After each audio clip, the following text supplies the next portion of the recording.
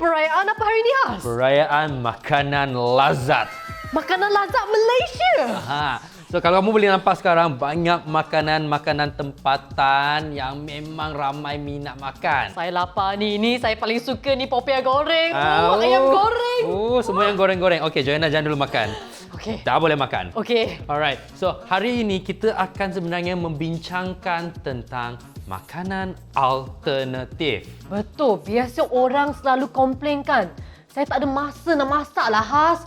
Terpaksa makan kat luar. Lepas tu nak makan sihat kat luar memang susah. Macam mana nak kurus? Okey, realitinya. Betul. Kalau kita dapat masak di rumah sendiri memang lebih sihat lah. Kita tahu makanan apa yang kita masak. Tapi kebanyakan kita hidup dengan cara yang moden, kerja, tak ada masa pun nak masak. Okey, oleh itu kita terpaksa makan di luar. Baiklah, hari ini Joanna dan saya telah memilih beberapa makanan kegemaran tempatan untuk kamu lihat alternatif yang lebih sihat. Betul, kita akan menunjukkan makanan alternatif yang anda boleh pilih jikalau anda makan di luar. Alright, so sedia sudah? Betul. Mari. Perbandingan pertama, ayam goreng.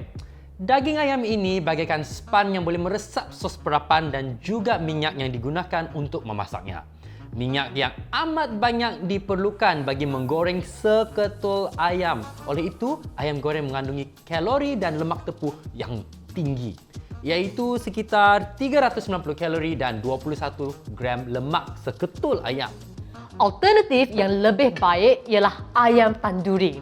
Ayam tanduri tidak dimasak menggunakan minyak yang banyak. Oleh itu, merupakan pilihan yang lebih rendah kalori dan lemak. Satu ayam tanduri mengandungi lebih kurang 200 kalori dan hanya 8 gram lemak.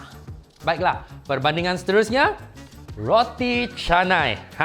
Ini memang kegemaran ramai orang. Sekeping roti canai tanpa kuah mempunyai lebih kurang 300 kalori. Roti canai dibuat daripada ghee dan tepung. Tapi selalunya roti canai ini akan dimakan bersama kuah seperti kari atau susu manis.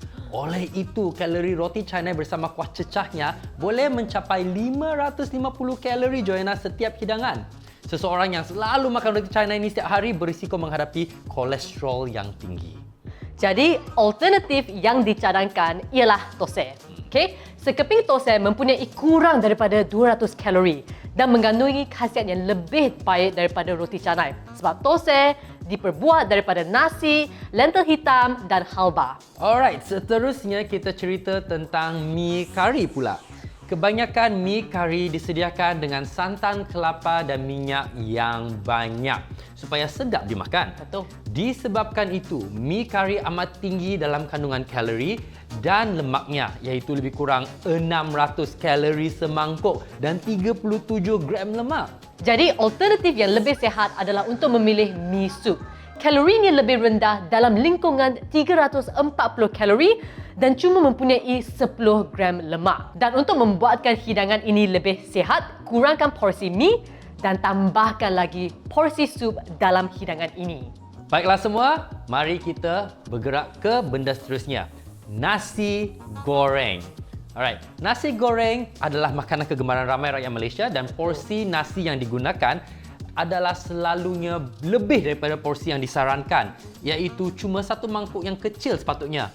Selalunya porsi nasi dalam nasi goreng boleh mencecah 2 mangkuk yang kecil dan digoreng bersama sos yang banyak ataupun kadang-kadang dihidangkan dengan ayam goreng seperti ini. Disebabkan itu, kalori yang terkandung dalam satu nasi goreng boleh mencecah lebih daripada 1,000 kalori dan kandungan lemaknya lebih daripada 50 gram. Jadi, alternatif yang lebih sihat adalah nasi campur. Sebab pertama, pilihan ini lebih bijak adalah kerana kita dapat lihat dan mengawal porsi makanan atas pinggan kita.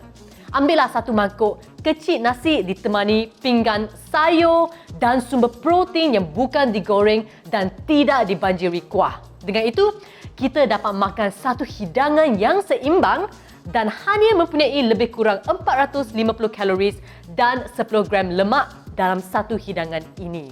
Jadi ini pilihan yang lebih sihat. Yang tadi Joanna cakap sedap tu kan?